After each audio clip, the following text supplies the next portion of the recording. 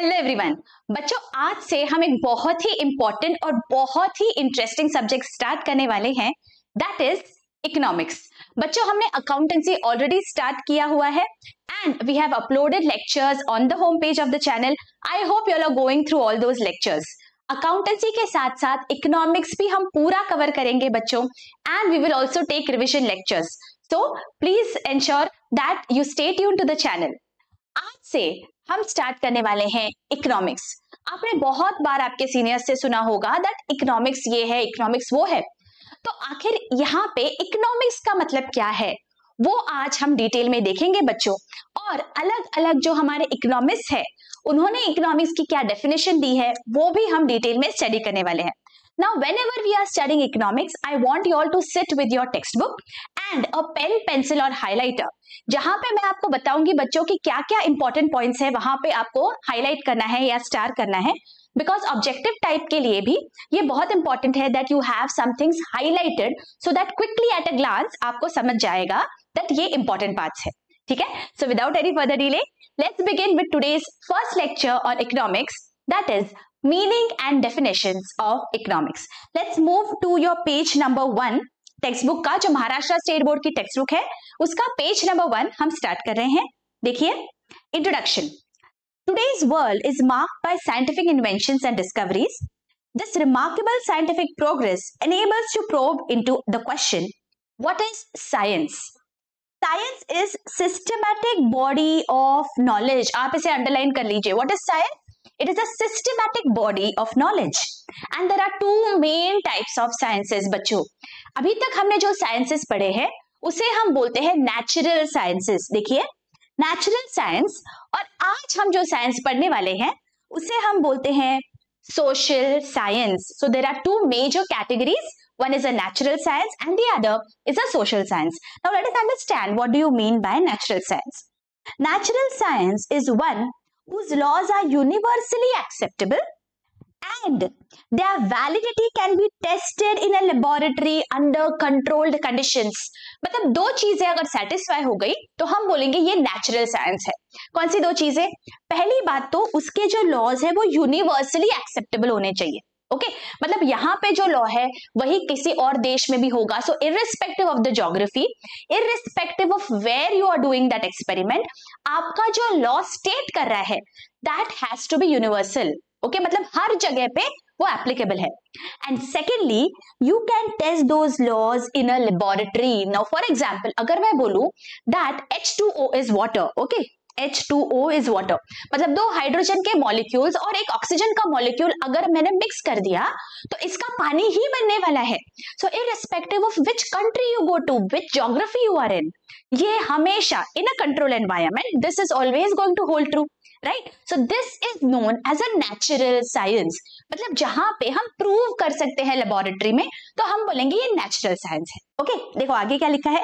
Natural sciences are also called exact sciences because of their empirical approach to study, that is mathematics, physics, chemistry, ये सारे जो sciences है because you can prove something, right? So that is why इसे हम बोलते हैं these are natural sciences. आज हम जो पढ़ने वाले हैं बच्चों उसे हम बोलते हैं it is a social science. Science है लेकिन social science है। अभी social science का क्या मतलब होता है, let us read. Social science is called abstract or behavioral science. Okay, मतलब this is going to study the behavior of human beings. इसीलिए हम इसे abstract बोलते हैं because we are not machines, right? तो हमारा behavior is not going to be same all the time. That is why this behavior is abstract. It is subject to change. तो इसीलिए ये जो science है इसे हम अलग से study करते हैं। मैं लेबोरेटरी में प्रूव नहीं कर सकती but primarily it studies human behaviour, इसीलिए this is a social science because it is related to the study of some or the other aspect of human behaviour. तो इकोनॉमिक्स को हम सोशल साइंस क्यों कहते हैं? Because it studies some or the other aspect of human behaviour. ठीक है, देखो आगे क्या लिखा है। Psychology is related to mental aspect of human behavior. So one social science is psychology. The other, sociology, is related to the study of social impact of social aspect of man as a member of society. Human behavior can neither be empirically tested nor can be studied in a laboratory, right? Human behavior is subject to changes. बहुत सारे variables है जो हमारा human behavior impact करते हैं, right? So you can't study in a laboratory. We are not machines, okay? So that is why, hence, the laws of social sciences are not universal, but there are only statements of general human tendencies. मतलब most probably this is what is going to happen. ऐसे ये laws हमें बताएंगे, लेकिन exact ऐसे ही होगा, ऐसा नहीं बता सकते. जैसे 2 + 2 is always going to be 4. There is no other answer. लेकिन human behavior is subject to many changes. That is why social science हम किसी laboratory में test नहीं कर सकते. तो बच्चों हमने क्या देखा, यहाँ पे 2 टाइप के साइंसेस होते हैं primarily. First is natural science and second is social science, और economics is a social science. चलो आगे पढ़ते हैं. Meaning of economics. Economics is a social science. The origin of the term economics lies in the Greek word oikonomia, which means management of the household. मतलब एकदम basic घर का management जो होता है उसी को हम इकोनॉमिक्स बोलते हैं. घर का मैनेजमेंट मतलब देखो हम घर पे भी देखते हैं ना बच्चों, parents have a budget, right? Parents का जो भी इनकम होता है उसमें से वो डिसाइड करते हैं कि भाई इतना हम खर्चा कर सकते हैं, इतना हमें सेविंग्स करना है, राइट? तो in every household at that particular level there is some economics going on. मतलब पैसों से रिलेटेड एक्टिविटीज को हम किसी तरह से कंट्रोल करते हैं. उन एक्टिविटीज को हम प्लान करते हैं depending on how much money we have, what is the income, what are our goals, what is the savings going to be. तो ये सब हम हाउस होल्ड के लेवल पे भी करते हैं और नेशन के लेवल पे भी करते हैं. ओके, सो इकोनॉमिक्स का spectrum is very very broad. Okay, यहाँ पे छोटे से घर का भी इकोनॉमिक एक्टिविटी ही है और बड़े लेवल पे नेशन के लेवल पे भी it is an economic activity. Okay, तो देखिए वापस मैं रिपीट करती हूँ. Economics lies in the Greek word oikonomia, which means management of the household. Economics is referred to as queen of social sciences by Paul Samuelson. क्या बोला है, जो social sciences है ना, जो हमने अभी यहाँ पे ऊपर देखे, उसकी queen है economics. Economics deals with the economic aspect of human behavior. It deals with how human beings satisfy unlimited wants with limited means. Now this is the crux of economics बच्चों. Economics क्या है, ये अगर एक sentence में आपको बताना है तो this is that sentence. What is economics?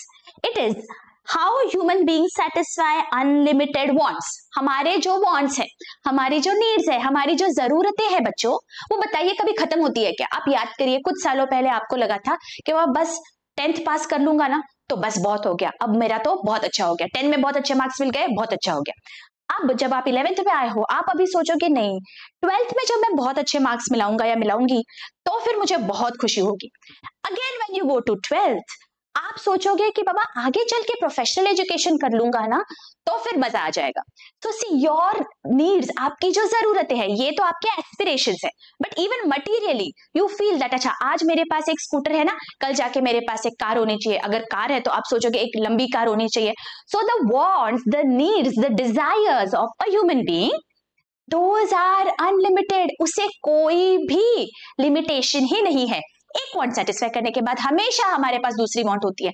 क्या कोई इंसान ऐसे कहता है कि बाबा अब मुझे कुछ भी नहीं चाहिए लाइफ में, जरूरत ही नहीं है, फिर तो वो सन्यासी हो जाएगा, isn't it? तो यहाँ पे हमारे जो वांट्स है वो अनलिमिटेड है. तो इकोनॉमिक्स बोलता है कि हम ह्यूमन बिहेवियर स्टडी करते हैं. वो कैसे कि जो आपके अनलिमिटेड वांट्स है उसे आप कैसे सेटिस्फाई करोगे with, this is important, limited means. अब बच्चों याद रखिए, जो रिसोर्सेज है, मीन्स मतलब क्या, जो मेरे पास रिसोर्सेज है, those are always going to be limited. किसी भी हाउस होल्ड का इनकम में there is some limitation. However rich you are, you have some limitation, right? Unlimited तो हमारे पास रिसोर्सेज नहीं होते हैं. तो जितने रिसोर्सेज हमारे पास अवेलेबल है, जितने साधन है, उन साधनों को यूज करके how am I going to satisfy the endless wants, इसी की स्टडी को हम इकोनॉमिक्स कहते हैं. Very very simple yet very very broad. Okay, so this is a very very important definition that हमारे जो अनलिमिटेड वांट्स है उसे हम हमारे लिमिटेड मीन्स में कैसे सेटिस्फाई करेंगे, इस स्टडी को हम इकोनॉमिक्स कहते हैं. ठीक है, चलो आगे. Let us understand the nature of economics with respect to some popular definitions. अभी कुछ popular definitions है, कुछ बड़े बड़े economists है जिन्होंने हमें definitions दिए हैं economics के, वो हम one by one study करेंगे बच्चों. ओके, हर एक economics का एक व्यू होता है, प्राइमरीली इकोनॉमिक्स को देखने का एक नजरिया है, तो उनके हिसाब से इकोनॉमिक्स क्या है ये उन्होंने हमें बताया है, और in brief we are going to study that. सबसे पहले हम स्टडी करें हमारे खुद के economist Kautilya. Kautilya's views on economics. Artha means wealth and shastra means science. अर्थशास्त्र इकोनॉमिक्स को बोला जाता है, राइट? तो अर्थ का मतलब होता है वेल्थ एंड शास्त्र मतलब साइंस. तो इसका क्या मतलब होता है, हम दोनों को जोड़ देंगे. So economics is a science of wealth. Arthashastra implies the science of acquiring and managing wealth. Essentially, Arthashastra is a treatise on political economy in its broadest sense. मतलब यहाँ पे हमें क्या बोला गया है कौटिल्य ने, that अर्थशास्त्र implies साइंस तो है बट किस चीज का, acquire and manage wealth. मतलब वेल्थ को हासिल करना और उसे मैनेज करना ठीक से, इसी साइंस को इकोनॉमिक्स कहते हैं. ठीक है. Key points based on Kautilya's views. Crucial role of the state or the government. Focus on creation of wealth as the means to ensure welfare of the state. मतलब जो wealth है वो create होनी चाहिए.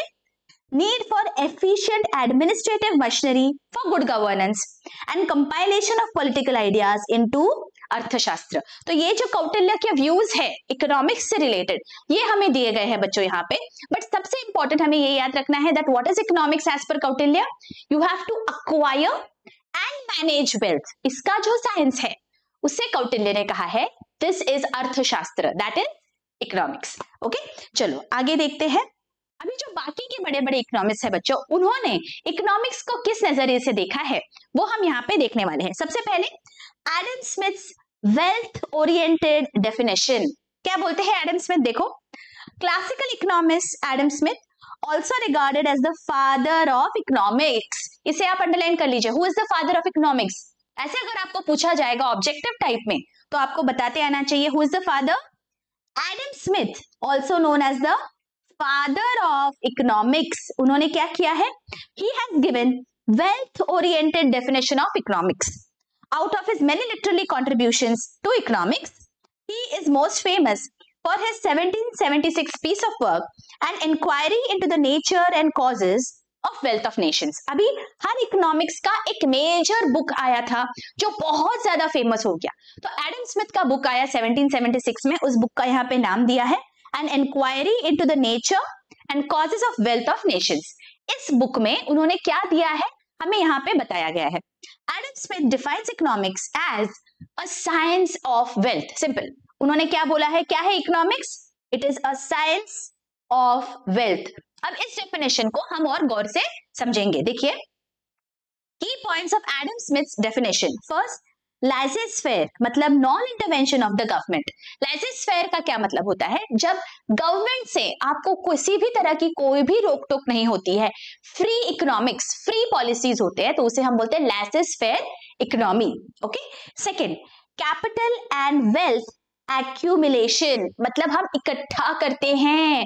हम जब भी वेल्थ को इकट्ठा करते हैं बच्चों, हम क्या करते हैं, देखो कोई भी एसेट्स है उनमें इन्वेस्ट करते हैं, तो एसेट्स हमने इकट्ठा कर लिए है ना. तो हम सिर्फ स्पेंड नहीं कर रहे हैं पैसे को, हम पैसे को इकट्ठा कर रहे हैं. तो एडम स्मिथ हमें बोलते हैं दैट आप एक्यूमुलेट करते हो कैपिटल को और वेल्थ को.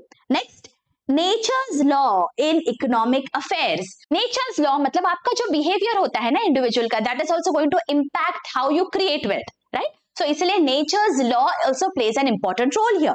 And last, division of labor as an aspect of growth theory. Division of labor का क्या मतलब होता है, जो हर काम होता है वो बटा हुआ होता है, उसे हम बोलते हैं division of labor. मतलब अगर हम कंपनी में देखेंगे तो हर एक लेवल पे हमें मिलते हैं अलग अलग टाइप के वर्कर्स, अलग अलग टाइप के एम्प्लॉइज. तो जो काम एक एम्प्लॉय करेगा वो उसी का काम है, दूसरा एम्प्लॉय करेगा दूसरा काम, तीसरा एम्प्लॉय करेगा थर्ड काम. So the entire work is divided and work is distributed. तो इसे हम बोलते हैं डिविजन ऑफ लेबर. तो यहां हमें बोला गया है that division of labour is an aspect of growth theory. तो जो ग्रोथ थियोरी है उसमें division of labour plays an important part. Okay ये बहुत बड़ी डेफिनेशंस है बच्चों, इसके इंपॉर्टेंट एस्पेक्ट्स सिर्फ आपको यहाँ पे दिए गए हैं। तो एडम स्मिथ की definition is that economics is a science of wealth.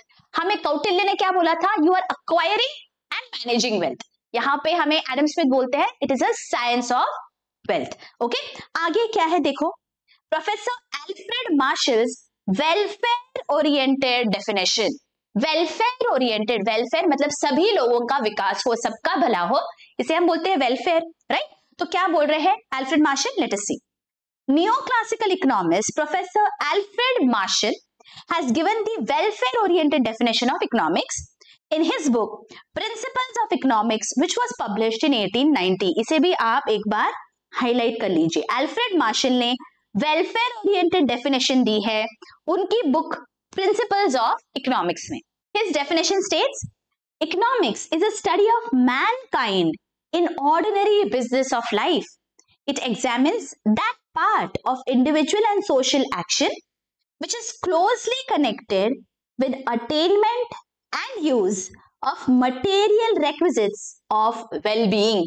मतलब यहाँ पे एल्फ्रेड मार्शल बोलते हैं कि बाबा ये सिर्फ पैसों से रिलेटेड नहीं है, ये जो साइंस है ये वेलफेयर ओरिएंटेड है, ये हम मैनकाइंड का बिहेवियर स्टडी कर रहे हैं। देखो, it is a study of Mankind in the ordinary business of life. रोजमर्रा की जिंदगी में हम जो जो डिसीजंस लेते हैं पैसों से रिलेटेड, वो डिसीजंस को ही हम इकोनॉमिक्स कह सकते हैं, ऐसे हमें यहाँ पे बोला गया है। It is a study of Mankind in the ordinary business of life. It examines that part of individual and social action which is connected with attainment and use of material requisites। मतलब जो भी हमारी जरूरतें हैं उनको जब हम attain करते हैं, उन्हें जब हम हासिल करते हैं और यूज करते हैं, हमारे जो नीड्स है उन्हें हम जब सेटिस्फाई करते हैं, उसी स्टडी को हम बोलते हैं इकोनॉमिक्स। तो एल्फ्रेड मार्शल का जो व्यू है दैट इज वेलफेयर ओरिएंटेड, थोड़ा ब्रॉड व्यू है, उन्हें सिर्फ पैसों का स्टडी नहीं है, वो बोलते हैं that it is a study of those individuals that how they are satisfying their wants. Okay, see key points of Marshall's definition. Study of an ordinary man मतलब एक सामान्य इंसान की स्टडी है economics. Economics is a behavioural science, ये behaviour को study कर रहा है। Okay third, study of material welfare. Okay यहाँ पे हम कुछ हासिल कर रहे हैं चीजें, राइट? हम जरूरतों को पूरा कर रहे हैं, तो there is some material that is involve, there is goods, there is services, तो यहाँ पे हम मटेरियल वांट्स के बारे में बातें करते हैं।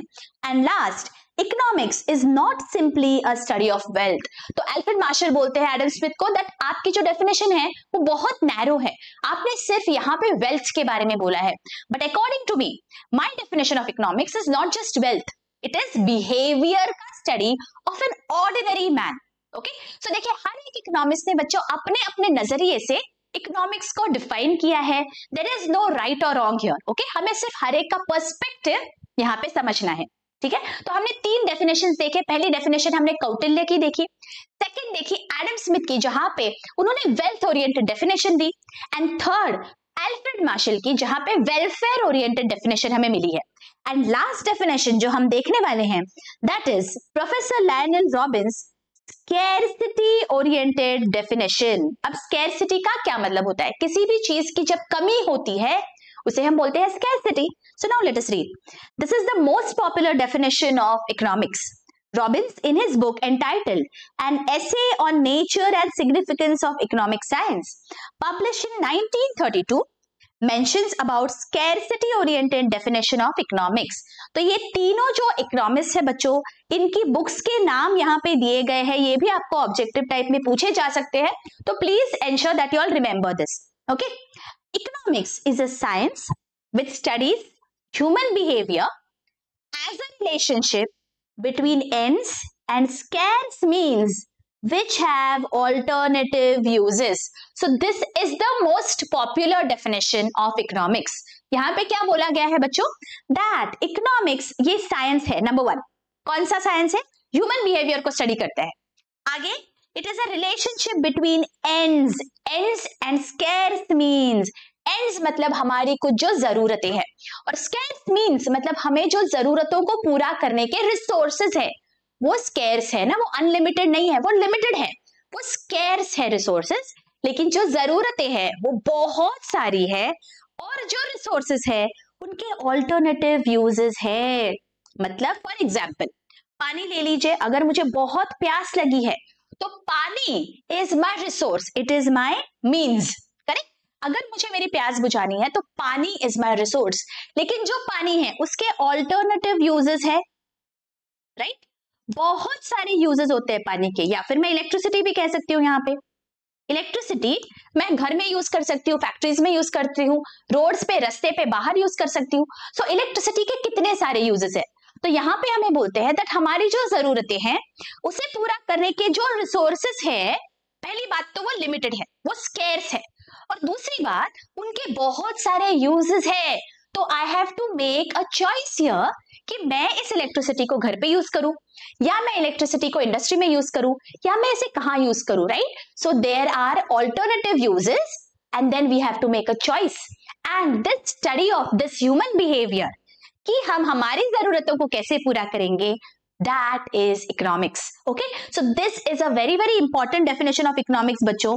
Okay, ensure that you remember this, because इसी को हमें स्टडी करना है इकोनॉमिक्स में कि कैसे हमारी जरूरतों को हम पूरा करते हैं with our limited resources. Okay, so key points of Robbins definition. Wants, that is ends, are unlimited. Ends मतलब हमारी जो जरूरतें हैं वो unlimited है, हमारे जो needs है। Means are comparatively limited. Means जो होते हैं, जो साधन है हमारे पास, जो resources है वो comparatively limited है। There is an end to them. Okay, हम कितना भी use नहीं कर सकते। Okay, but जरूरतों का तो कोई भी end नहीं है, right? We have a long list of our जरूरतें, of our needs. Wants are gradable on the basis of priority. जो भी हमारे अनलिमिटेड wants है फिर भी हम उन्हें ग्रेड कर सकते हैं। जो कोई wants है वो बहुत ज्यादा जरूरी है, वो प्रायोरिटी पे है। ओके, कोई wants है जो कंफर्ट के लिए है। ओके, कोई wants है जो लग्जरियस है, राइट। तो हम हमारे wants को ग्रेड कर सकते हैं कि क्या प्रायोरिटी है। Okay, and means have alternative uses. ये जो मैंने आपको बताया, तो जो भी हमारे रिसोर्सेस है उनके बहुत सारे यूजेस हो सकते हैं। ठीक है, तो बच्चों आज के इस लेक्चर में हमने क्या सीखा? हमने देखा है इंट्रोडक्शन, दैट इकोनॉमिक्स एक्चुअली क्या है, और हमने 4 प्राइमरी डेफिनेशंस ऑफ इकोनॉमिक्स देखे। सबसे पहले डेफिनेशन हमने देखी बच्चों कौटिल्य की। कौटिल्य ने क्या बोला है? That economics is a science of acquiring and managing wealth, right. फिर हमने डेफिनेशन देखी बच्चों एडम स्मिथ की। एडम स्मिथ ने बोला है wealth oriented definition, it is a science of wealth. फिर हमने डेफिनेशन देखी अल्फ्रेड मार्शल की।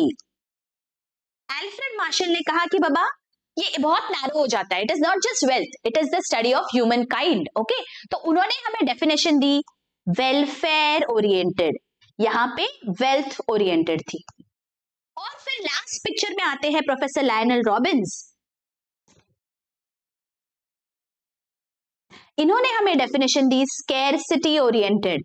ये कहते हैं कि बाबा स्टडी ऑफ ह्यूमन बिहेवियर तो है, लेकिन क्या है दैट हमारे जो एंड्स है, हमारे जो वांट्स है वो अनलिमिटेड है, लेकिन जो रिसोर्सेस है, जो मीन्स है वो स्कैर्स है। और इन दोनों का हम कैसे स्टडी करेंगे, how are we going to satisfy our wants with the given scarce means which have alternative uses, इसी के स्टडी को हम इकोनॉमिक्स कहते हैं। तो ये चारों डेफिनेशंस आपको अच्छी से समझ गई है, ऐसे मैं आशा करती हूँ बच्चों। अगर लेक्चर अच्छा लगा है don't forget to hit that like button और मुझे कमेंट करके जरूर बताना बच्चों, and don't forget to share with your friends and colleagues.